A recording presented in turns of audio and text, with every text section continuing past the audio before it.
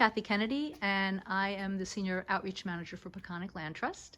And I'm here today with Jackson Dodds, a local arborist and a business owner for many years, who's going to show us some techniques on late season tool care that'll help your gardening in the spring. So Jackson, what would you suggest we get started with today? Thank you, Kathy, and thank you for the Peconic Land Trust for having me share my expertise and my experience. We want to keep it simple. I do run a large operation with some commercial aspects, and we can get to that. But right now I want to focus in on the home gardener and the hand tools that we use throughout the season. By this time, not only am I getting a little rusty, but my tools are, and before I put them away for the season, I want to make sure they're taken care of, so next spring we can have a great start and get into the garden safely, professionally, and keeping our tools clean. So first thing I'd like to stress is safety while sharpening. This is unfortunately a time where injuries and accidents happen. Gloves are number one protection when sharpening hand tools, and certainly eye protection. Eye protection will help any bits of metal shavings that can irritate and damage the eyes from getting in, and also the gloves give you a little bit of protection when working around sharpened tools. Even though they might be dull, they will cut. And with this little bit of protection, it does prevent deep cuts and injury. So to discuss a few of our sharpening tools, we have a variety of files, and definitely looking closely you can see there's different textures and different coarseness. A very fine is for a sharper blade, such as a hand pruner. A little bit more coarse is something I would use on my small shovels and spades. And as you can see, even a new spade doesn't come very sharp, and it creates destruction to your tendons if not properly used or sharpened. And you can see the handles that give us a little bit more leverage when sharpening. This is a beveled file, or these are considered flat files. You can see there's different, again, very fine, coarse files available for different levels of filing. Often we'll use hand saws, whether it's a locking or a folding hand saw. Typically, because this is a 3-tooth or 3-blade system, I try not to sharpen these. It's very dangerous, very sharp, and for the cost of the new saw, it's worth it. I replace these every season. On our commercial side, it's certainly once every couple of months because it's used so much. But I would highly recommend not trying to sharpen this blade.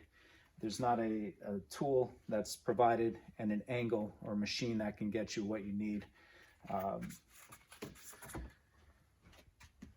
For the Felcos, and I found one of my trusty, rusty demonstration pairs.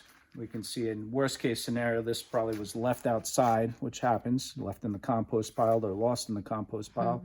And it'll gather that rust and it'll lose its sharpness, and also the spring will tend to fail if it hasn't failed already. In that case, we want to focus on remediating the rust, and that'll be through a process of filing to eliminate rust on the blade, and also the little WD-40, something that'll give it protection. So if just step aside here, give it a little squirt. We want to put a little WD-40 in the points that are going to move, and also I'll put a little on the locking mechanism and a little on the spring. Handy tool is the rag, and that's where we start by wiping down the rust, and you can see it coming off on the rag already, wiping away any of the very rusted areas, and it also helps spread it evenly amongst the metal, and that's going to give us a coat for the winter through any dampness, any if it does get left outside again, but just gives you general protection and lubricant. And you can see it's already sliding or moving, closing a lot better than it was. So just a little bit of lubricant is going to go a very long way. Double checking that spring, that also is closing and functioning much better. So I like to lubricate the metal prior to filing. Now when we do file, I'll use a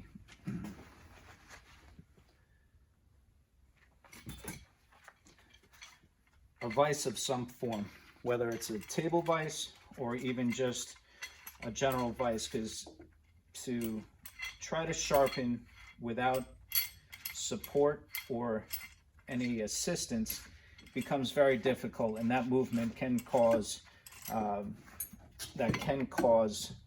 accidents and cutting. So by just placing the vise gently against my workbench, and that's a stable area to work, and because it's a very fine and already sharpened blade, I'm going to use a finer flat file, and look at the angle given by the manufacturer. And now we're starting to see nicks and divots in the blade itself.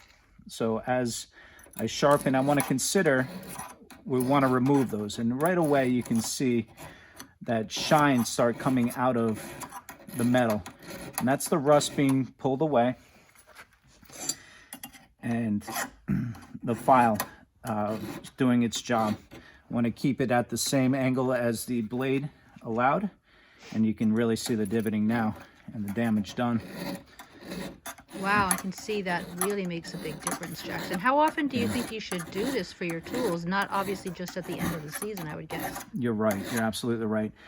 Depending on the type of cutting you do for the day, I always like to do it daily. Okay. Certainly sometimes different times during the day if it's larger wood. Now, we don't want to try to cut large wood like this with a handsaw, because again, it damages the tendons, it'll cause carpal tunnel. But on a daily basis, I'll sharpen this 1 or 2 times with a lot of pruning, or at least at the end of the day. A nice, smooth cutting blade or a sharp blade will make nice, clean cuts. And that is very important for the healing of the plant and not to introduce any disease into the tree. Also, again, for safety purposes, a sharp blade will move through the clean and smoothly through the piece of wood without injuring yourself. It should be enjoyable gardening. I know it's a lot of work, but by sharpening, you'll be able to preserve yourself and garden into very late years without long-term injury.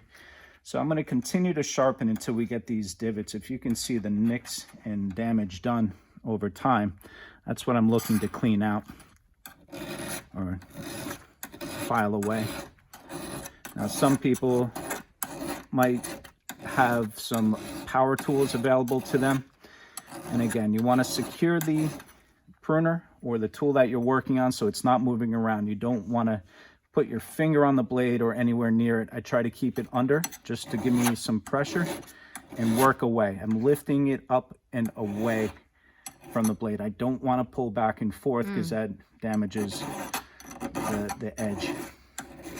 Now, this is a scissor type blade, so it's unlike the old anvil type blades where the blade would lay in the middle of the pruner. This is a scissor type, so it's going to go to the side of it, and it's going to make a nice clean cut. The anvil would be considered on the bottom.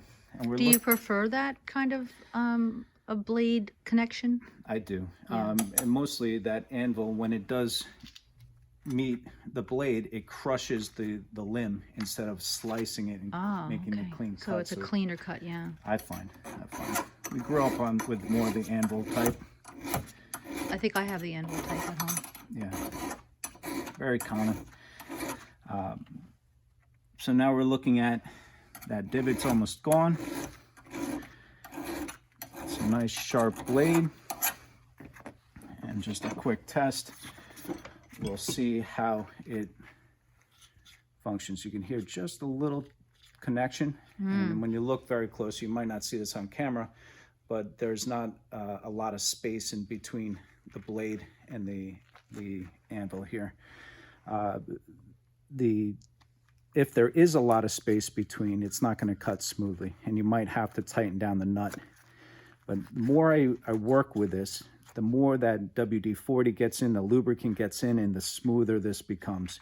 It's also waterproofing for the winter. You can see a lot of the rust is disappearing. Good. I'll take my rag and just wipe away any excess. Make sure it's nice and clean. Over time, this might be damaged. And there's, at times, the blade will be completely worn through, or you filed it down to a point that it doesn't close properly. And at that point, don't throw these away. They're expensive, and I get very attached to my hand pruners. I want to make sure that you remember that there are replacement blades that can be swapped out by just removing the nut. What I will often have is the spring will wear through, or it won't close properly and respond. And there's also replacement springs for the Felcos and most hand pruners. I always want to make sure that locking mechanism is functional. Where I find a lot of problems is if it's not functional and the blade is exposed, you'll either cut through your pants, you're prone to cutting your hands if you don't have gloves. I've seen guys put them in their back pocket and sit down in a truck and cut through the truck seat. Yeah. So a lot of reasons why you want that, again, for safety. So make sure that's functioning well. So this would be ready to be put away for the winter. Jackson, thank you so much for taking the time today to share your expertise with us. I know I learned a lot, and I know that the viewers have learned a lot today about proper tool care and storage. So thanks again for your time. Thank you, Kathy. And certainly thank you to the Peconic Land Trust for all they do.